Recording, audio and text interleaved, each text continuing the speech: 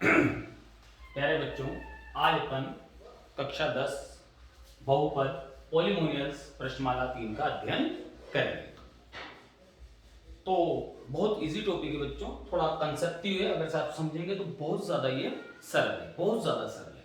ठीक है, हमारे कोर्स में जो संशोधित पाठ्यक्रम है उसमें अब हमारे बच्चे हैं बहुपद के हमें शून्य ज्ञात करने हैं, द्विघात बहुपद में शून्यकों और उनके गुणांकों के बीच संबंध का अध्ययन करना है, द्विघात समीकरणों के हल ज्ञात करना है, विभक्तिकर तथा मूलों की प्रकृति ज्ञात करना है। इस टॉपिक में आपको इन चारों पैटर्न पर क्वेश्चन पूछे जाएंगे। ठीक है, लेकिन सबसे पहले जब भी हम कोई टॉपिक पढ़ते हैं तो मेरा यह मानना होता है कि हम सबसे पहले उस टॉपिक के बारे में समझें कि टॉपिक है क्या।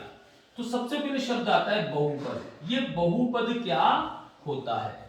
तो देखिए बच्चों, सभी ऐसे बीजीय व्यंजक जिसमें चर राशि पर घातांक सदैव धनात्मक पूर्णांक होता है।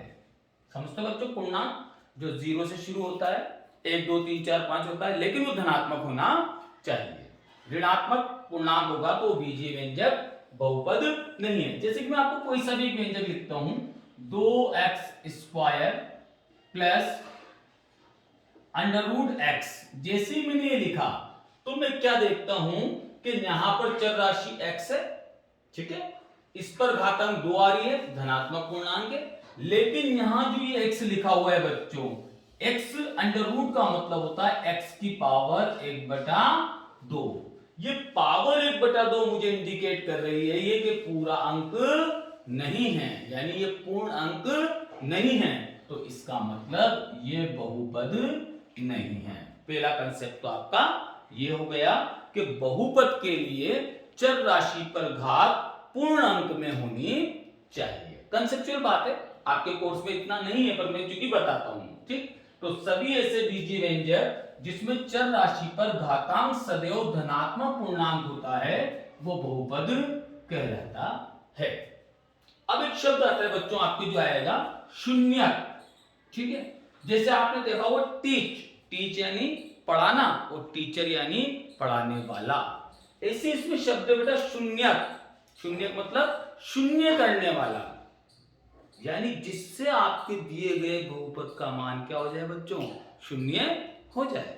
ठीक, तो इसमें क्या होता है, चर राशि का वह मान जो हम पुट करेंगे, ठीक, जो बहुपद को शून्य के बराबर कर दे। ठीक है, तो जैसे जब भी किसी भी बहुपद में आपसे शून्य पूछा जाए तो आप सिंपल सा लिखोगे शून्य के लिए दिया गया शून्य बराबर 0। उससे जो भी चर राशि का मान होगा वो बहुपद को शून्य कर रही होगी। ठीक है बच्चों, तो अपन शुरू करते हैं आज बहुपद के बारे में। अब बहुपद में क्या होता है बच्चों, बहुपद को इसकी घात से जाना जाता है, यानी जिस बहुपद की जो सबसे बड़ी घात होती है वही उसका बहुपद का नाम हो जाता है। सपोज करो मैंने एक पहला बहुपद लिखा, एक बीजीय व्यंजक लिखा 5x + 7। तो मैं क्या देखता हूं कि x के ऊपर घात कितनी है, 1, और यही इस बहुपद की सबसे बड़ी घात है। तो ये हो जाता है हमारा रेखीय बहुपद, रेखीय बहुपद। ठीक है, इसका मतलब हम बहुपद का नामकरण उसकी चर राशि पर अधिकतम घात के आधार पर कर सकते हैं, यानी रेखीय बहुपद को मैं सरल बहुपद भी बोल सकता हूं या एक घातीय बहुपद भी बोल सकता हूं। अब मैं लिखता हूं दूसरा। ठीक है, ये मैंने लिखा 2x² + 5x + 7। एक बात बताऊंगा बच्चों मैं आपको, वो आपको समझनी होगी। ये बीजीय व्यंजक है, यहां पर x की सबसे बड़ी घात 2 है बच्चों, यहां पर सबसे बड़ी घात 1 है बच्चों, यहां पर भी x की घात है बच्चों जो हमें इंडिकेट नहीं हो रही है। x की घात कितनी है, 0। और कभी भी हम x पर घात 0 लगाते हैं, किसी भी संख्या पे घात 0 होती है तो उसकी वैल्यू 1 होती है, तो वो 1 7 से मल्टीप्लाई हो गया, हमें केवल 7 दिखाई दे रहा है, यानी वो अचर पद बन गया है। सिंपल सा लॉजिक हो गया कि हम अधिकतम घात से शुरू करते हैं और 0 पर जाकर रुक जाते हैं। ठीक है, आप एक बात देख रहे होंगे कि जो रेखीय बहुपद है उसमें अधिकतम कितने पद हो रहे हैं? 2 पद हो रहे हैं। यहां पर सबसे बड़ी बात कितनी है? घात कितनी है? 2, यानी ये द्विघातीय बहुपद है। तो देखो इसमें अधिकतम पद कितने हो गए? 1, 2 और 3।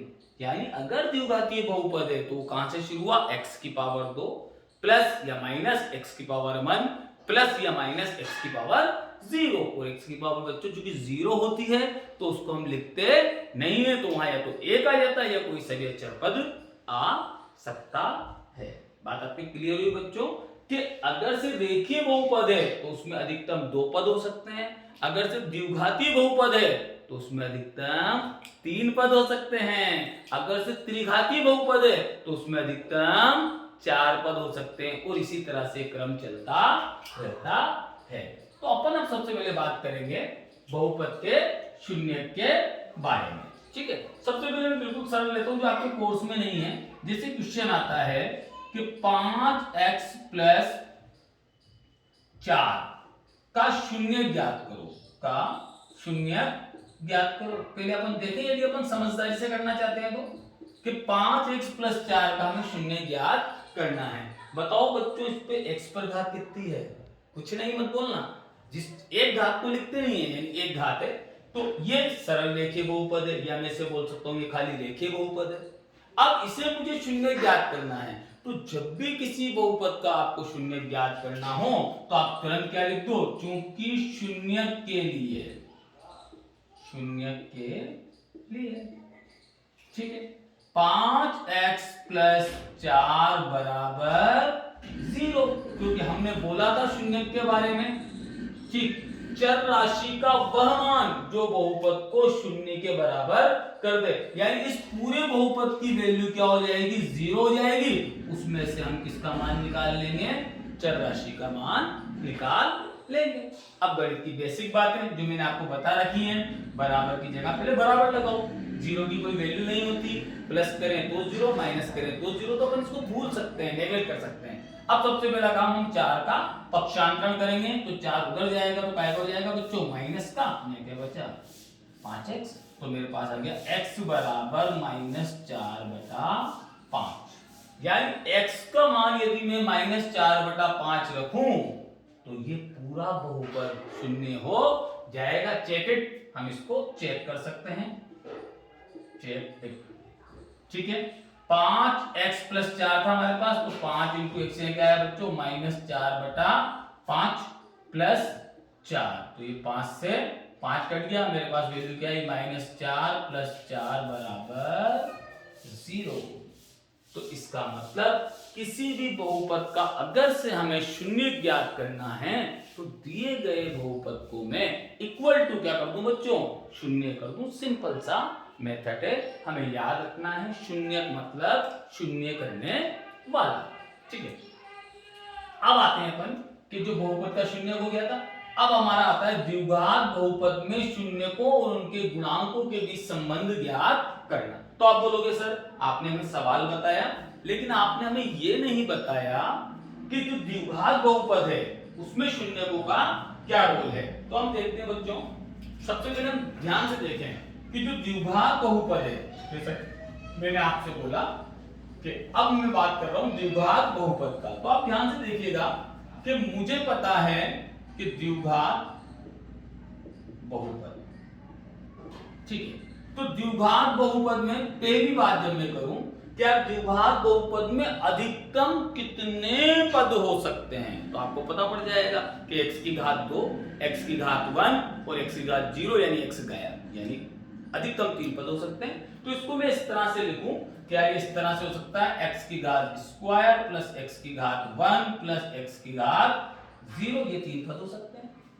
ठीक है बच्चों, x की पावर 0 का मतलब बच्चों 1 होता है, क्या होता है? 1 होता है। ठीक है, तो मैं x को इसको हटा देता हूं, यहाँ 1 होता है, यानी x की घात 2, यानी हमेशा जब भी मैं द्विघात बहुपद लिखूंगा तो मेरे पास का व्यापक रूप आएगा ax square plus bx plus c, ये इसका कहलाता है बच्चों व्यापक रूप। व्यापक रूप का मतलब क्या होता है बच्चों? व्यापक रूप का मतलब होता है बड़े से बड़ा, यानी द्विघात बहुपद में केवल और केवल मैक्सिमम तीन पद हो सकते हैं। अब यहां पर अपन देखें कि यार ये द्विघात बहुपद क्यों है। मैंने पूरा बहुपद देखा, पूरा बीजीय व्यंजक देखा, उसमें मुझे सबसे बड़ी घात कितनी नजर आई, 2 नजर आई। ये द्विघात बहुपद है, ठीक है। तो ये इसका व्यापक रूप हो गया, ठीक। यहां पर क्या है देखो, एक्स स्क्वायर का कोफिशिएंट यानी गुणांक, एक्स स्क्वायर का कोफिशिएंट यानी गुणांक। मैं क्या देख रहा हूं, एक्स स्क्वायर का कोफिशिएंट गुणांक मेरे पास क्या है बच्चों, ए है, ठीक। फिर मैं देखता हूं एक्स का गुणांक, x का गुणांक, तो मैं क्या देखता हूं x का गुणांक, x किससे गुणा हो रहा है, b से, तो x का गुणांक क्या हो गया, b। फिर मैं क्या देखता हूं, खाली c यानी गुणा होने वाला कोई सा भी अंक, इन्हें अचर पद बोलते हैं बच्चों। तो यहाँ पे a b c ये सब गुणांक हैं, ठीक है। तो यहाँ पे c जो है मेरा अचर पद है। अचर पद, अचर पद आप समझते हो, सिंपल कोई सा भी जो अंक होता है उसी को हम अचर पद कहते हैं, यानी संख्या जो होती है उसे अचर पद बोल देते हैं, ये सी होती है। अब यहां पर हम देखें कि बड़े से बड़ा रूप तो ये हो गया। अब सपोज करो मैं इसमें से सी गायब कर देता हूं, कर दिया बच्चों मैंने, यानी किसी रूप में मैंने लिखा नंबर 2, क्या नंबर 2 मैंने लिखा L X square plus B X और सी गायब हो गया। अब आप ध्यान से देखो, क्या ये द्विघात समीकरण है या नहीं है। आप बोलोगे बिल्कुल सही सर, क्योंकि इसमें मुझे घात 2 नजर आ रही है, द्विघात समीकरण है। इसका मतलब किसी भी द्विघात समीकरण में c बराबर 0 हो सकता है, हो सकता है। तो c का मान हम क्या ले सकते हैं, 0 हो सकता है। तो जब मैंने c बराबर 0 लिखा तो c गायब हो गया, ठीक है। एक और मैंने लिखा कि सर क्या मैं इस तरह से करूं तब भी द्विघात समीकरण है क्या, एक्स स्क्वायर प्लस इस bx को मैंने गायब कर दिया। क्यों गायब कर रहा हूं मैं भी बता रहा हूं, ये c।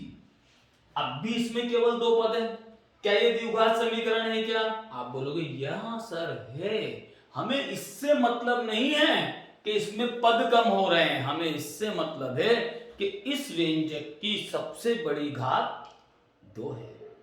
बोलो बच्चों है। अब ये जो c है ये अचर पद है, पक्का। इसका मतलब क्या हुआ कि मैं चाहूं तो b की वैल्यू भी क्या हो सकती है, 0 हो सकती है, b बराबर 0 हो सकता है। अब इससे क्या हुआ कि b बराबर क्या था, 0 था, ठीक है। तो उस 0 ने क्या करा, हम तो डूबेंगे सनम, तुमको भी ले डूबेंगे, यानी 0 को मैंने x से गुणा करा तो क्या बन गया बच्चों, 0 बन गया। तो पद ही मेरा गायब हो गया, क्योंकि 0 की वैल्यू के बारे में मैं जानता हूं कि मैं किसी भी राशि में 0 प्लस करता हूं तब भी उसका मान नहीं बदलता, और मैं -0 करता हूं तब भी उसका मान नहीं बदलता। इसका मतलब मेरे पास कोई सा भी द्विघात बहुपद है, ठीक है, वो 3 रूपों में हो सकता है कि उसमें 3 पद हों तब वो व्यापक रूप कहलाएगा बच्चों, और जब उसमें 2 पद हों जैसे X square plus B X, ठीक है, और एक्स स्क्वायर प्लस सी, इस कंडीशन में भी हो सकता है। एक बिल्कुल अंत में मैं ये भी कह सकता हूं कि मेरा द्विघात बहुपद कुछ इस प्रकार का भी हो सकता है बच्चों, ये भी है 5x स्क्वायर, पर अभी आपके कोर्स में ये इतना नहीं है तो अपन इसकी बात नहीं करेंगे। बहुपद एक से अधिक पद की अपन बात कर रहे हैं, इसलिए अपन वो एक पद की बात नहीं करते, ठीक है। इसका मतलब जो ये गुणांक हैं इसमें b की वैल्यू भी 0 हो सकती है, c की वैल्यू भी 0 हो सकती है। यदि इन तीनों में से किसी की भी वैल्यू 0 नहीं है तो वह हमारा कौन सा रूप है बच्चों, व्यापक रूप है। इसी कारण से मैक्सिमम हमारे पास द्विघात बहुपद में कितने पद आ जाएंगे, 3 पद आ जाएंगे। अब बात आती है कि सर आपने सबको बताया लेकिन एक को तो बताया ही नहीं, क्या a बराबर अगर से मैं 0 लूं तो क्या होगा, देख के देखें बेटा कि मैंने a बराबर 0 लिया या मैंने 0 लिया तो वो 0 क्या बोलता है, हम तो डूबेंगे सनम, तुमको भी ले डूबेंगे। तो 0 को जैसे ही मैं एक्स स्क्वायर से गुणा करूंगा, अरे भाई मेरे साथ तो ज्यादती हो गई, मेरा तो द्विघात पद ही क्या हो गया, 0 हो गया, यानी ये वैल्यू 0 हो गई। अब तो ये bx प्लस c रह गया, इसका मतलब तो रेखीय बहुपद बन गया। इसका मतलब क्या हुआ कि द्विघात बहुपद में कभी भी एक्स स्क्वायर का गुणांक 0 नहीं हो सकता, वो माइनस में हो सकता है, यानी कुछ ना कुछ उसके पास अंक जरूर होगा। मैं समझता हूं बच्चों आपको ये बहुपद की जो प्रारंभिक बेसिक बातें हैं आपको समझ में आई होंगी। अब बात आती है बच्चों, जैसा कि मैंने आपसे बोला कि हमें अब निकालना होता है द्विघात बहुपद में शून्यकों और उनके गुणांकों के बीच संबंध। ठीक, तो सबसे पहली बात तो हम ये देखें, ये बात हमेशा याद रखें कि द्विघात बहुपद में चूंकि घात कितनी होती है बच्चों, 2 होती है, तो उसके शून्यक 2 प्रकार के हो सकते हैं। 2 प्रकार मतलब वो दोनों एक जैसे भी हो सकते हैं, वो दोनों अलग अलग भी हो सकते हैं, लेकिन उसके शून्यक 2 आएंगे। अगर से रेखीय बहुपद है तो उसका शून्यक 1 आएगा। अगर से कोई त्रिघातीय व्यंजक बहुपद है तो उसके व्यंजक 3 आएंगे, यानी जितनी घात होती है उसके शून्यक अधिकतम उतने ही आ सकते हैं, उससे ज्यादा नहीं आ सकते। कई बार ये शून्यक प्रश्नानुसार हम उसको ग्रहण नहीं कर पाते, वो कंडीशन की बात होती है, वो आगे मैं आपको बताऊंगा। तो अपन आते हैं बच्चों, मेरी आदत है थोड़ी सी कि मैं बेसिक बातें थोड़ा बताना पसंद करता हूं। आप थोड़ा ध्यान से मेरा वीडियो देखिए, आपको हमेशा के लिए गणित आएगी। ठीक है, ये देखा आपने तो हमें पता पड़ गया कि इसका व्यापक रूप है, ये अन्य इसके 2 रूप है। हमने क्या सीखा कि एक्स स्क्वायर का गुणांक कभी भी 0 नहीं हो सकता, यानी ए की वैल्यू कभी भी 0 नहीं हो सकती, बी की हो सकती है, सी की हो सकती है। यानी आपको कभी भी एक्स नजर नहीं आए तो आप समझ जाना कि वो किससे गुणा हो गया, बी, जिसकी वैल्यू 0 थी तो हमारी बी की वैल्यू 0 थी, एक्स गायब हो गया। यदि आपको सवाल में सी नजर नहीं आए तो आप समझ जाना कि वहां पर कितना लिखा हुआ है, 0 लिखा हुआ है, क्योंकि मैं +0 करता हूं तो उसकी कोई वैल्यू नहीं होती। अब अपन आते हैं बच्चों, हमारा सिंपल सा टॉपिक, बहुत अच्छा सा टॉपिक, और इसमें मैं आपको एक बात और बताऊंगा जो मेरी ट्रिक है कि क्या होता है आपके जब भी संबंध के बारे में क्वेश्चन आता है तो आप, मैंने ट्रिक बना रखी है, आप वो ट्रिक याद कर लो। ठीक, ये ट्रिक है, इसको आप याद रखना, फार्मूला है वैसे वो ट्रिक। ठीक, कि शून्यकों का योग, शून्यकों का योग, जब भी आपको शून्यकों का योग निकालना हो तो आप एक शब्द याद रखो, माइनस योबा। अब आप कहोगे सर ये क्या बोला है, माइनस योबा, तो देखो योग यानी योगफल और बा यानी बा, तो इसको इस तरह से लिख दो कि शून्यकों का योग बराबर, ये माइनस आ गया, बा यानी बी बटा ए। बी को भी बेटा कोष्टक में लिखना हमेशा और ए को भी कोष्टक में रखना। तो शून्यकों का योग जब भी निकलेगा आप क्या चीज याद रखोगे, माइनस योबा, ताकि एग्जाम में आप कंफ्यूज ना हो।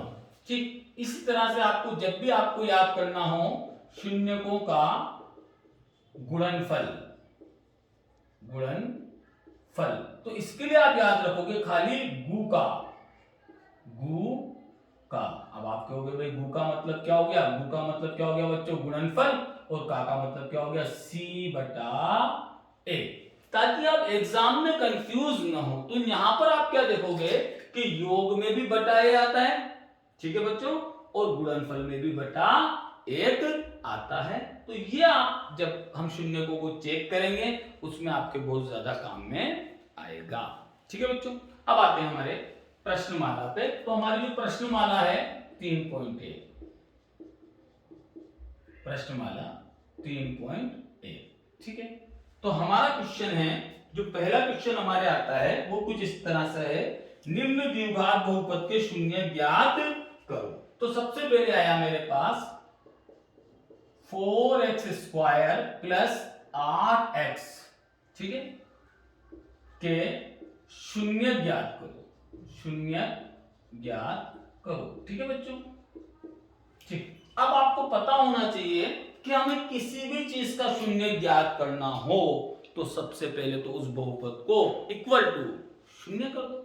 ठीक, तो वही, क्योंकि शून्य के लिए सिंपल सा मेथड है बच्चों, शून्य के लिए बोलो क्या हो जाएगा, 4x स्क्वायर प्लस 8x की वैल्यू में क्या कर दूंगा, 0 कर दूंगा। यहां पर मैं क्या देख रहा हूं बच्चों, देखो मेरे पास एक्स स्क्वायर है यानी एक्स स्क्वायर है, मेरे पास एक्स यानी बी एक्स है यानी सी नहीं है। तो जब भी बच्चों आपके पास सी नहीं हो तो उसका सिंपल सा एक फंडा होता है कि इन दोनों में आप कॉमन ले लो गुणनखंड का। तो इन दोनों में जब आप कॉमन लेने गए तो सबसे पहले आप देखो चर राशि, देखो एक्स इसके पास भी है, एक्स इसके पास भी, एक्स कॉमन आगे नहीं गया। अब 4 और 8 में क्या कॉमन आएगा? इसका सिंपल सा एक तरीका होता है बच्चों कि ऊपर आपने 8 लिखा, नीचे आपने 4 लिखा, 8 के आपने गुणनखंड कर दिए 2 इंटू 2 इंटू 2, 4 के आपने गुणन कर दिए 2 इंटू 2। यही पे आप देखो कॉमन लेना, इस 2 से ये 2 कट रहा है और इस 2 से ये 2 कट रहा है, ये दोनों कॉमन में आ गए आपके, तो 2 दूगा 4 आपका कॉमन आ जाता है। ये आपने 4 कॉमन ले लिया। आया बच्चों समझ में? सिंपल सा है, कभी भी कॉमन लेना आपको नहीं आया, दिक्कत आए तो आप ऐसा कर सकते हो, टाइम लगाओ थोड़ा सा। अब जिसको हम कॉमन ले लेते हैं उसका मतलब होता है अंदर के पदों में उसका भाग देना। यानी अब मुझे 4x स्क्वायर में 4 डॉट x में 4x का भाग देना है, तो ये x से x कट गया, 4 से 4 कट गया, यानी 4x का भाग 4x स्क्वायर में कितनी बार गया बच्चों? x बार गया। प्लस इसी तरह से अब मुझे 8 डॉट x में किसका भाग देना है बच्चों? 4 डॉट x का, x से x कट गया, 4 दूगा 8, ये 2 आ गया, तो ये x प्लस 2 बराबर 0 बच्चों। ठीक है, अब क्या होता है? अब होता यह है कि हमने गणितीय क्रियाएं पढ़ी हैं, हमेशा ध्यान रखना बच्चों, जब भी चर और अचर साथ आ जाते हैं कोष्टक के अंदर वो पूरा एक पद हो जाता है, यानी x प्लस 2 एक पद है, क्योंकि मैं x में 2 नहीं जोड़ सकता। ये किससे गुणा हो रहा है? 4x से। कोई सी भी दो संख्याएं गुणा होकर 0 आ सकता है क्या बच्चों? सोचो, आपका जवाब शायद ये होना चाहिए नहीं आ सकता। आ सकता है, लेकिन कंडीशन ये होनी चाहिए जब उसमें से किसी एक की वैल्यू 0 है। जैसे 5 को मैं किससे गुणा करूं कि 0 आया? 0 से।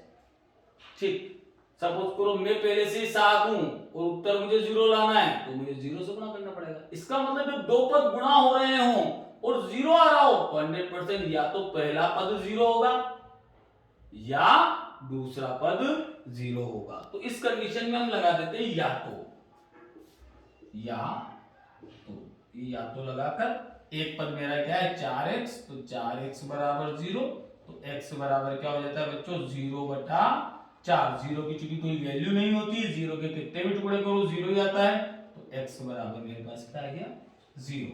दूसरा मेरे पास आता है x प्लस 2 बराबर 0, बराबर की जगह बराबर, 0 की कोई वैल्यू नहीं है, 2 उधर जाएगा, स्टैंडर्ड तो आपको आता होगा, ये माइनस का हो जाएगा, x बराबर मेरे पास क्या आ गया?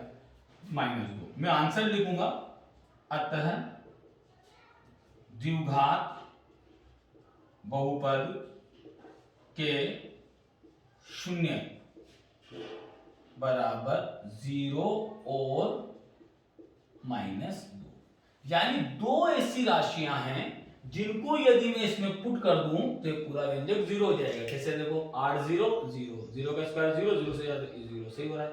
-2 से करूंगा तो -2 को 8 से करूंगा -16 आ जाएगा बच्चों। -2 का स्क्वायर 4 होगा, 4 चौक 16, 16 में 16 गए तो 0। इतना आपको डीपली नहीं देखना है, पर कुछ इस तरह से सवाल आपका हो जाता है। अब अपन आगे चलते हैं कि द्विघात बहुपद के शून्य आ गया हमारे पास। ठीक, अब हमारा था कि 4x स्क्वायर प्लस 8x के शून्य ज्ञात करो, और इसी क्वेश्चन को मैं आगे बढ़ा रहा हूं, तथा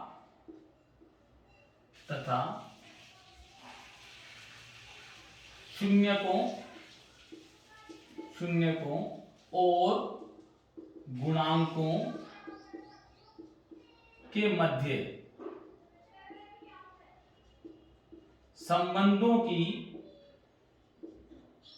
संबंधों की सत्यता की जांच करो। ठीक है, यानी पहले तो सबसे पहले सवाल कितना भी बड़ा है, हमें पहले शून्य निकालना है आराम से। अब क्वेश्चन आया कि शून्य जो मेरे पास क्या क्या आ गया? 0 और -2। ठीक, शून्य ज्ञात करो तथा शून्य को और गुणांकों के मध्य संबंधों की सत्यता की जांच करो। तो पहले तो मैं यहाँ पे गुणांक देख लूं यार, मेरे गुणांक क्या क्या है। ठीक है, अब मैं सत्यता की जांच कर रहा हूं, मैं यहाँ पे यहीं पे लिख देता हूं गुणांक। ठीक है, मुझे पता है x स्क्वायर का गुणांक a होता है, तो गुणांक a बराबर तो मेरे पास हो गया 4। मुझे पता है x का गुणांक b होता है, तो ये b बराबर मेरे पास हो गया 8।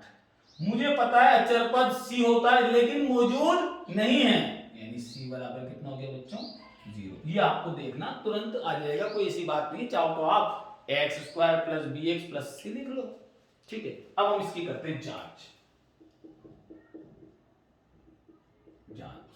पूरा नहीं लिख रहा बच्चों में, आप समझ जाओगे। तो सबसे पहले आता है हमारे पास, चूंकि शून्यकों का योगफल बराबर, ठीक जैसा मैंने आपको ट्रिक बताया था कि योगफल के लिए आप क्या बोलोगे, माइनस यो बा, यो आ गया, बा लिखना है बी बटा ए बराबर, ये माइनस की जगह माइनस। अब मैं बी की वैल्यू देखूंगा, बोलो मेरे पास बी की वैल्यू क्या है, इसी पता पड़ती थी, फिर मैंने अलग से लिखा है, ए की वैल्यू 4 है, बी की वैल्यू 8 है, तो ये हो गई मेरे पास 8 बटा ए की वैल्यू मेरी कितनी है 4, ये आ गई 4, काट दिया मैंने, 4 दूआ 8 माइनस 2 आया है। ठीक, अब अगर से ये मेरा फार्मूला सही है तो जो मेरे पास मान आए हैं उसका मान भी माइनस दोनों आना चाहिए। तो ये चूंकि यहां शून्यकों का योगफल, हमेशा बच्चों कोष्टक में लिखना, जल्दबाजी मत करना। यहां शून्यकों का योगफल कितना है, तो मेरे पास दो शून्य आए थे, एक तो था 0 और एक था -2, हमेशा कोष्टक में लिखो, जल्दबाजी मत करो। 0 प्लस कोष्टक के अंदर -2, कोष्टक को खोलूंगा, 0 की जगह 0, बाहर प्लस से अंदर का चिन्ह चेंज नहीं होता, या प्लस माइनस आप बोलना चाहो तो माइनस, 0 की कोई वैल्यू नहीं होती, तो मेरा आंसर आ गया -2। बताओ ये आ रहा है नहीं आ रहा है? इसका मतलब मैं संबंधों की जांच में काफी कुछ तक सही पहुंच रहा हूं। हो गया बच्चों? ठीक, दूसरा है, एक दूसरा मैंने संबंध निकाला था, क्योंकि शून्यकों का गुणनफल, शून्यकों का गुणनफल, अक्सर बच्चों भूल जाता है कि सर फार्मूला कैसे लगाऊं, वो देखेगा गु, उसे याद आएगा गु का, ये बोला था गु का, तो का मतलब क्या हो जाएगा, सी बटा सिंपल सा ए, कोष्टक में लिखूं ज्यादा अच्छा है, सी की वैल्यू में देखूंगा तो यार सी की वैल्यू तो मेरे पास है ही नहीं है, ए की वैल्यू मेरे पास 4, बी की वैल्यू मेरे पास 8 है, सी की वैल्यू मेरे पास नहीं है, इसका मतलब सी की वैल्यू कितनी है 0, और ए की वैल्यू मेरे पास कितनी है 4, 0 बटा 4 कितना भी भाग दो आंसर 0 ही आएगा। संबंध सत्य है, संबंध सत्य, शून्य का गुणनफल, सॉरी ये आ गया मेरे पास, ये देख लिया मैंने। अब मैं मेरा चेक करूं, क्योंकि यहां शून्यकों का गुणनफल, तो यहां शून्यकों के गुणनफल के लिए मुझे क्या करना पड़ेगा बच्चों, मैं देखूंगा मेरे शून्य क्या है, तो मेरा एक शून्य तो आया 0, एक आया -2, तो वही कोष्टक के अंदर हमेशा 0 × -2, 0 को किसी से भी गुणा करो क्या आता है बच्चों 0, यानी संबंध सत्य है, संबंध सत्य है। ये क्वेश्चन बच्चों आपके 2 नंबर का आता है, और इस साल तो और ज्यादा चांसेस हैं इस क्वेश्चन के आने का। हम एक क्वेश्चन और लेते हैं बच्चों जो थोड़ा सा अलग हो, इसको आप आराम से इसको पढ़िए, इसको उतारना, ध्यान से देखना, इन मेरी ट्रिकों को काम में लेना, क्योंकि आप कंफ्यूज होगे, क्या गुणनफल के लिए सर ने क्या सूत्र बताया था, योग के लिए क्या, तो जब भी योगफल शब्द आएगा आप क्या बोलोगे, यो माइनस यो बा, बा बी है, बी बटा ए कर दोगे। जब भी गुणनफल आएगा आप क्या बोलोगे, गु का यानी सी ए, का मतलब सी ए बनाया है मैंने, ठीक, तो गु यानी गुणनफल, सी बटा A with sign, without sign, ठीक है बच्चों, ठीक है, इसको आप राइट डाउन करना, घर में प्रैक्टिस करना, प्रैक्टिस बहुत जरूरी है बच्चों, बिना प्रैक्टिस के कुछ नहीं होता। अगला क्वेश्चन मेरा आता है,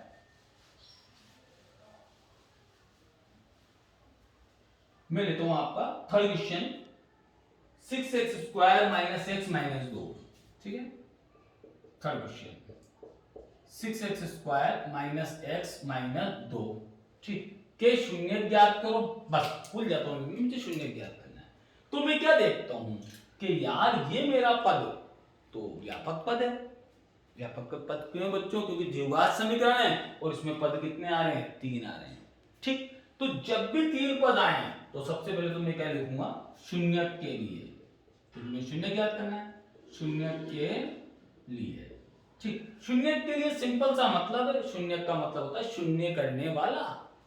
तो कोई ना कोई सा चर राशि का ऐसा मान जरूर होगा जो इस पूरे बहुपद को शून्य कर देगा। ठीक है, तो मैंने शून्य के लिए लिख के मैं क्या कर दूंगा बच्चों, 6x² माइनस x माइनस 2 बराबर 0। अब बच्चों क्या होता है, अक्सर ये कहलाता है बेटा त्रिपद व्यंजक। तो जब भी द्विघातीय त्रिपद व्यंजक आए तो मैंने इसके लिए बहुत सिंपल सी ट्रिक बना रखी है। उस ट्रिक से आप इसके आसानी से गुणनखंड कर सकते हो। आपको करना क्या है बच्चों कि इन 3 पदों को 4 पदों में बदलना होता है। आप बिल्कुल ध्यान मत दो, आप ऐसा का ऐसे सवाल उतार दो।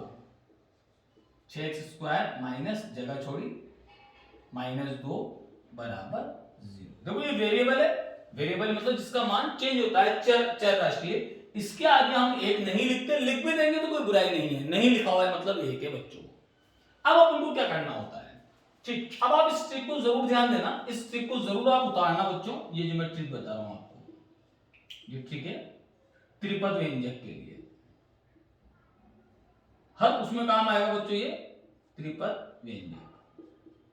हर प्रश्नावली में आपको परेशान करेगा, लेकिन आपने ट्रिक जान ली तो आपकी परेशानी आधे से ज्यादा दूर हो जाएगी। ठीक है, 6x² माइनस ये हो गया। सबसे पहले आप आगे वाली संख्या देखो 6 है, फिर आप पीछे वाली संख्या देखो 2 है। इस 2 पर आपको क्या दिख रहा है, माइनस। तो मेरी ट्रिक के अनुसार आपको क्या करना पड़ेगा, क्या -2 दिखाया आपको, -2 यानी आपको घटाना है बस, क्योंकि आपको -2 दिखा है तो आपको घटाना है, या खाली माइनस लगा दो, हमने माइनस दिख गया आपको। ठीक है, तो जैसे आपको यहां माइनस दिखा आपको घटाना पड़ेगा। अब क्या करेंगे अपन, आगे वाली संख्या और पीछे वाली संख्या को गुणा कर लेंगे। ठीक, तो ये हो जाएगा 6 × 2 बराबर 12। बस ये सवाल आपका खत्म। फिर आप क्या कहोगे, कोई गुणनखंड नहीं, 12/1 12/2 12/3, ये करके 12 आ जाएगा, 6 आ जाएगा और ये 4 आ जाएगा। पक्का बच्चों, इस सवाल को आप एक बार और उतार दो ताकि आपको याद रहे कि हमने ये करा था। 6x² माइनस, बीच में मैंने जगह छोड़ी, -2 बराबर 0। ठीक है बच्चों, ट्रिक पे ध्यान दो, कभी गलती नहीं होगी आपसे, कोई साइन जो लगाने होते हैं उसमें गलती नहीं होगी। अब मुझे घटाना है, घटता हमेशा बड़े में से छोटा है, तो 12 में से 1 गया तो 11 बचे। बोलो मेरे पास 11 है क्या, नहीं, मेरे पास तो 1 x है, 1 चाहिए मुझे। बोलो 6 में से 2 गए तो 4 बचे। बोलो मेरे पास 4 है क्या, नहीं है, मुझे तो 1 चाहिए। लेकिन यहां देखो 4 में से 3 गए तो बोलो 1 बच रहे, नहीं बच रहे, तो मैं यहां क्या लिख दूंगा, हमेशा बड़ी आगे लिखना, 4x - 3 है। जैसे 4x में से मैं 3x घटाऊंगा मेरे पास 1x बच रहा है, नहीं बच रहा है बच्चों, सिंपल। ठीक है, मैं आशा करूंगा आप इसकी प्रैक्टिस जरूर करोगे। ये मेरी जो ट्रिकोलॉजी है ना बच्चों, ये इसलिए है कि आपको एग्जाम में पता पड़ जाए कि हम गलत नहीं कर सकते, हमसे गलती होगी ही नहीं। गणित में गलतियां हो जाती है बच्चों। कोष्टक खोलेंगे, 6x², ध्यान रखो जब भी बाहर माइनस होता है अंदर के चिन्ह पलट जाते हैं। बिल्कुल कान पकड़ लो इस बात पे, आप ये मत करना plus minus minus minus plus minus, नहीं भाई साहब, बाहर माइनस है, होता भी वही है। देखो ये माइनस का, ये प्लस का है तो माइनस हो जाएगा, ये माइनस का, ये माइनस, तो क्यों अपन इतना टाइम एनर्जी वेस्ट करें, हम तो देख लें बाहर माइनस है, जब भी कोष्टक दिखे ये 4x प्लस का था माइनस का हो जाएगा, ये 3x माइनस का था प्लस का हो जाएगा, ये 3x और ये -2 बराबर क्या गया बच्चों, 0 आ गया। हमारा वही काम क्या बच्चों कि हमारे पास 4 पद बन गए, 2-2 पदों के मैं क्या बना लूंगा, जोड़े बना लूंगा। ठीक, सबसे पहले मैं देखूंगा चर, दोनों में x कॉमन आ रहा है नहीं आ रहा, ये x मैंने कॉमन ले लिया। अब मुझे 6 और 4 में कॉमन लेना है बच्चों। ठीक, प्राइम फैक्टर हम इसके निकालते हैं, 6 के में गुणनखंड करूंगा 2 × 3 आ जाएगा, 4 के में गुणनखंड करूंगा 2 × 2 आ जाएगा। जो कॉमन लग रहा है काट दो भाई, ये कॉमन हो गया, बस और कुछ कॉमन नहीं है। इससे पता ही पड़ जाएगा ये 3 बार कटेगा, ये 2 बार कटेगा। कॉमन क्या गया बच्चों, 2, ये मैंने 2 कॉमन ले लिया, तो 2x का भाग अब मुझे किसमें देना है, 6x² में, तो ये 3x बच जाएगा, क्योंकि ऊपर x², बताइए तो x.x माइनस 2 का भाग 4 में 2 बार जाएगा, ये 2 आ जाएगा, x से x कट जाएगा। अब जैसे बच्चों ये चीजें अपने पास आ जाती हैं, 3x माइनस 2 इधर कॉमन लेने की आपको जरूरत नहीं है, यहां भी मेरे पास ट्रिक है कि आप क्या करो, आंख बीच के कि जो भी आपका पहला पद है इधर, ये रहा पहला पद, उसमें अपने अंदर वाले पहले पद का भाग दे दो। अगर से आपको बाद वाला अटपटा लगता है तो पहला पद आपको क्या लिखा हुआ है, प्लस 3x, तो ये प्लस 3x में आप अपने पहले पद यानी प्लस 3x का भाग दे दो। बोलो प्लस 1 आ गया, नहीं आ गया? आंख मीच के यहाँ प्लस 1 लिख दो कॉमन, कोई देखने की जरूरत नहीं है। 1 का भाग 3 में देखो 3x बार जाएगा, ये माइनस 2 हो जाएगा और ये 0। अब मैं एक क्वेश्चन जरूर करूंगा बच्चों आपसे, मैं आपसे पूछूंगा कि अब कितने पद हैं, ठीक है? बोलो। अगर से कोई बच्चा कहता है कि 4 है या 5 है या 2 है या 3 है, वो बिल्कुल गलत है बच्चों। हमेशा ध्यान रखना, कोष्टक के अंदर जो भी चीजें होती हैं भले वो हल नहीं हो रही है, पूरा एक पद होता है। तो देखो 2 3x माइनस 2 पूरा एक पद है जो 2x से गुणा हो रहा है, और गुणा राशियां एक पद ही कहलाती है। यानी अब मेरे पास 2 पद आ गए। इन दोनों पदों में मैं क्या देख रहा हूं कि 3x माइनस 2 यहां पर भी है और 3x माइनस 2 यहां पर भी, यानी ये कॉमन आ रहा है तो मैं कॉमन ले लूंगा 3x माइनस 2। जैसे ही मैं कॉमन लूंगा यहां पहले पद में मेरे पास 2x बच जाएगा, दूसरे पद में मेरे पास प्लस 1 बच जाएगा और ये क्या हो जाएगा बच्चों, 0। जैसा कि मैं जानता हूं कि दो संख्याओं का गुणनफल कभी भी 0 नहीं होता, तो उसके लिए मैं क्या करूंगा, या तो लगाऊंगा, ये मैंने लगाया, या तो इस तरह से लाइन खींच दूंगा, 3x माइनस 2 बराबर 0, बराबर की जगह बराबर, 2 का पक्षांतर करूंगा पॉजिटिव हो जाएगा, तो 3x बराबर 2 आ जाएगा, x बराबर 2/3। बटा में आके बच्चा घबराता है, आपको घबराने की जरूरत बच्चों नहीं है। मैंने बेसिक मैथ्स का हल्का फुल्का एक वीडियो डाला, मैं और डालूंगा, आप मुझे कमेंट्स करें। हर उस कमजोर बच्चे के लिए मैं पढ़ा रहा हूं बच्चों जिसके लिए यह कहा जाता है कि तू फेल हो जाएगा। बस ये ध्यान रखो, जिसके पास मेरा ये वीडियो जा रहा है वो जरूर मुझे कमेंट्स करे कि सर मुझे गणित नहीं आती या मुझे कम आती है, बस मुझे तो पास होना है। पूरे अपने पास अभी 45 दिन है बच्चों, हर कोई पास हो जाएगा, ठीक है? x बराबर 2/3, ठीक। अगला हमारे पास क्या है, 2x प्लस 1, तो या तो 2x प्लस 1 बराबर 0, बराबर की जगह बराबर, तो ये -1 हो जाता है उधर गया, तो ये हो गया 2x, ठीक। तो ये x बराबर मेरे पास आ गया -1/2। घबराने की कोई जरूरत नहीं है, हम लिखेंगे अतः द्विघात बहुपद के शून्य, द्विघात बहुपद के शून्य बराबर 2/3 -1/2, ठीक है बच्चों? ये बात समझ में आई या नहीं? अब ये आने के बाद मुझे वही अगला मेरा क्वेश्चन था, क्या, शून्य ज्ञात करो तथा शून्यकों और गुणांकों के मध्य संबंधों की सत्यता की जांच करो, ठीक है? तो सबसे पहले मैं करूंगा वही जांच के लिए, पहले मैं देख लूं मेरे गुणांक क्या क्या हैं, ए बी और ये सी, ये लिख लूं बच्चों में, ठीक, ठीक है? तो मैं क्या देखता हूं कि मेरा एक्स स्क्वायर का गुणांक 6 है, तो मेरा ए का मान क्या हो गया बच्चों, 6 हो गया, ठीक है? मेरा x का गुणांक, बच्चा कहेगा कुछ भी नहीं लिखा हुआ, नहीं बच्चों लिखा हुआ है, कितना लिखा हुआ है, 1, तो मेरा x का गुणांक कितना है, 1। जो मेरा द्विघात बहुपद होता है वो हमेशा व्यापक रूप में होता है ax² plus bx plus c। इसका मतलब यदि किसी भी गुणांक में माइनस साइन है तो मैं उसे माइनस साइन में ही लूंगा। तो बताओ यहां पर मेरे पास b का गुणांक क्या आ रहा है बच्चों, -1, तो ये b बराबर मेरा हो जाएगा -1, और इसे मैं कोष्टक में लिखूंगा हमेशा, ध्यान रखना बच्चों। और c बराबर मेरा कितना हो रहा है, चरपद, वो भी कितना है बच्चों, -2, तो ये c बराबर भी मैं क्या ले लूंगा, -2। अब मैं चेक करूंगा, मैंने मिटाना नहीं था जान करके कि मुझे जांच करनी है, तो सबसे पहले मैं वही देखूंगा बच्चों, क्या, कि जांच कि चूंकि शून्यकों का योगफल बराबर क्या होता है, -b/a, वही योगफल बोले तो माइनस क्यूबा, बार बार बोलना बच्चों, माइनस क्यूबा। ठीक, तो ये माइनस तो मेरा सूत्र का आ गया।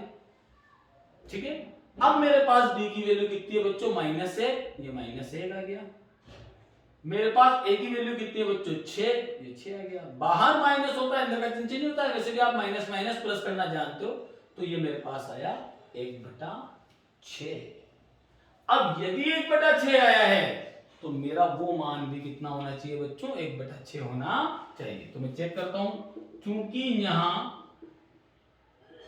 मैं आपसे बार बार कह रहा था लेसन के बारे में, फिर मैं और सिखाऊंगा आपको। कमेंट्स करो आप मुझे, हर चीज में कमेंट्स करो बच्चों।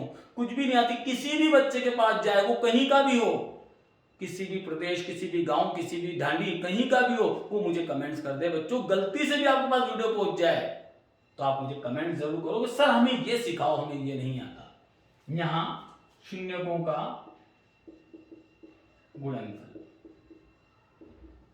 बराबर, ठीक है, सॉरी योगफल है ना ये बच्चों, योगफल चेक कर रहे हैं, योगफल तो वही जो हमारे पास है वो कर ले, इसलिए तो हमने बाद में करा है, सही दिक्कत आती है। तो एक शून्यक तो मेरे पास आया था 2/3, कोष्टक में लिखूं बच्चों हमेशा, योगफल मतलब प्लस होता है। दूसरा शून्यक मेरा आया था -1/2, ये -1, इसको मैं हल करूंगा आराम से, 2/3, ये प्लस है लेकिन ये माइनस है, तो ये माइनस हो जाएगा 1/2। अब देखो दिक्कत आती है बच्चों, वही कि हमें लेसन लेना नहीं आता। लेसन मतलब क्या, पहली बात तो हमें बेसिक बात ही नहीं आती। तो जब भी आपको दो साधारण भिन्न दिखे तो उसे एक साधारण भिन्न में बनानी हो तो पहले तो हम एक लंबा बटा खींच देते हैं। ऊपर वाला अंश कहलाता है बच्चों, नीचे वाला हर कहलाता है बच्चों। सपोज करो आपको कुछ भी नहीं आता, ठीक है, तो हम क्या करते हैं, लेसन लेने। सपोज करो आपको तो लेसन लेना भी नहीं आता थोड़ी, तो आप क्या करो, कुछ मत करो, आप इन दोनों को गुणा कर दो फिलहाल तो 3 को मैंने किससे गुणा करा, 2 से, तो 3 को 2 से जैसे ही मैंने गुणा करा, क्या आ गया बच्चों, 6। अब ध्यान रखो, ये अंश था, ये हर था, यानी मेरे पास हर तो आ गया। अब मुझे अंश चाहिए, तो इसके लिए अपन क्या करते हैं, हर का भाग हर में देते हैं, हर हर महादेव। तो देखो इस हर का भाग 3 का भाग मैं किस में दूंगा, 6 में दूंगा। तो 3 का भाग 6 में 2 बार जाएगा बच्चों, 1 तिया 3, 2 तिया 6। और फिर 2 को मैं किससे गुणा कर दूंगा बच्चों, महादेव से, 2 दूआ 4, तो 2 × 2 आ जाएगा, माइनस तो माइनस। ऐसे ही हर हर महादेव, 2 का भाग मैं 6 में दूंगा, 3 बार जाएगा, 3 को मैं 1 से गुणा करूंगा, ठीक, तो मेरे पास हो गया 2 दूआ 4 माइनस 1 तिया 3/6, 4 में से 3 गया तो 1/6। देखो बच्चों बराबर आ रहा है नहीं आ रहा है, यानी मेरी कैलकुलेशन, मेरा सवाल सही है फिलहाल, शून्यकों के योगफल तक तो ठीक है। अब मेरी याद क्या आ जाती है, शून्यकों का गुणनफल। तो चूंकि शून्यकों का गुणनफल, ठीक है, बार बार हम बोलेंगे कि शून्यकों का गुणनफल यानी गु का, गु का, गु का मतलब C/A, ठीक, C अलग लिखो, A अलग लिखो आप तो ये C/A। मेरी C की वैल्यू कितनी है बच्चों, मैंने यहां पर ली थी, देखो A की 6, B की -1, C की -2, और A की वैल्यू मेरी कितनी है बच्चों, 6, ठीक है। ध्यान रखना 2 से 6 कटेगा, लेकिन पहले 2 एक बार और 6 3 बार, तो -1/3, ठीक। अब मैं यहां पर चेक करूंगा, क्योंकि यहां शून्यकों का गुणनफल, शून्यकों का गुणनफल, यहां शून्यकों का गुणनफल, तो शून्यकों का गुणनफल यानी मेरे शून्य क्या क्या है, तो मेरे हैं 2/3 इंटू -1/2, ठीक है। कटता है तो काट दो, ये 2 से 2 कट गया, एक बार, एक ही कम, 1 -1/3। प्यारे बच्चों आ रहा है नहीं आ रहा है, ठीक है। थोड़ा मैं बच्चों टाइम ज्यादा लेता हूं, मेरी आदत है, क्योंकि मैं ये जानना मानता हूं, मेरा मानना है कि हमारे बेसिक कंसेप्ट क्लियर होने चाहिए। कभी भी हम ये ना बोलें कि सर हमें दूसरा सवाल तो आ गया, तीसरा भी ऐसे ही होगा क्या, नहीं बच्चों, आपको केवल सवाल देखना है। हमने क्या सीखा, हमने सीखा कि यार शून्यकों को ज्ञात करने के लिए जो भी बहुपद देगा उसे बराबर शून्य कर देंगे, उसके फैक्टराइजेशन कर देंगे, उसका मतलब अभाज्य गुणनखंड कर देंगे। अभाज्य गुणन का करने के बाद हमारे पास दो गुणज राशियां आएंगी जो जीरो के इक्वल होंगी। प्रत्येक राशि को हम अलग अलग जीरो के इक्वल कर देंगे, हमारे पास दो शून्य आ जाएंगे। फिर हमारे पास जांच करने का एक मेथड है कि यार शून्यकों का गुणनफल बराबर हम बोलेंगे गु का मतलब सी है, शून्यकों का योगफल बराबर हम बोलेंगे माइनस योबा, यो यानी योगफल, माइनस यानी बी बटा ए, बी को माइनस में करके इसको आंसर निकाल सकते हैं। तो इस तरह से बच्चों ये अपने आज जो पॉलिनोमियल पढ़ाया, ठीक, प्रश्नमाला। कई बच्चे मुझसे बोल रहे हैं कि मैं कुछ जो इंग्लिश मीडियम के बच्चे हैं उनके लिए टर्म्स में काम में लूं, तो मैं आगे की वीडियो में थोड़ा ध्यान दूंगा इस बात का कि मैं उनके लिए अलग से ही वीडियो बनाऊं, ताकि उनका समय थोड़ा सा जो यहाँ पर खराब होगा हिंदी मीडियम में वो नहीं होगा। फिर भी हम यदि ध्यान दें तो कुछ शब्दावली होता है, जैसे कि मैं बोलूं एक्स स्क्वायर का गुणांक, इसको अपन बोल देते हैं एक्स स्क्वायर का कोफिशिएंट।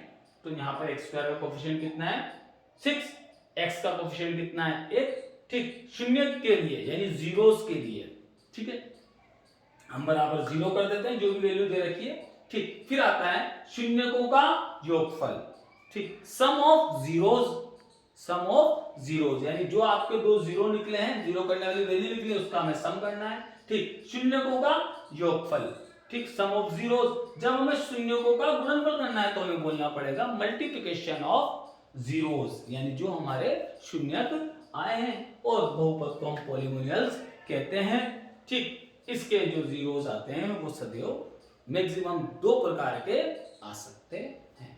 तो बच्चों आज के लिए इतना ही बहुत है, अगले वीडियो में हम फिर मिलेंगे, आगे के सवाल करेंगे। खूब पढ़िए, आपके पास 40 दिन है। मैं हर कमजोर बच्चे को, मुझे 28 साल हो गए पढ़ाते हुए सर, मुझे बहुत कुछ मिला है मेरे टीचिंग जॉब से। अब मैं चाहता हूं कि मेरी सोच यही है कि मैक्सिमम बच्चों तक मेरी रीच पहुंचे, और जो कमजोर या किसी कारण से ट्यूशन वगैरह नहीं पढ़ पाते, वहां तक आपका ये उद्देश्य है कि मेरा वीडियो जरूर पहुंचाएं। वीडियो को लाइक करें, मेरे चैनल को सब्सक्राइब करें, और जितना हो सके उन बच्चे के पास मेरा वीडियो शेयर करके जरूर पहुंचाएं। Good bye, thanks.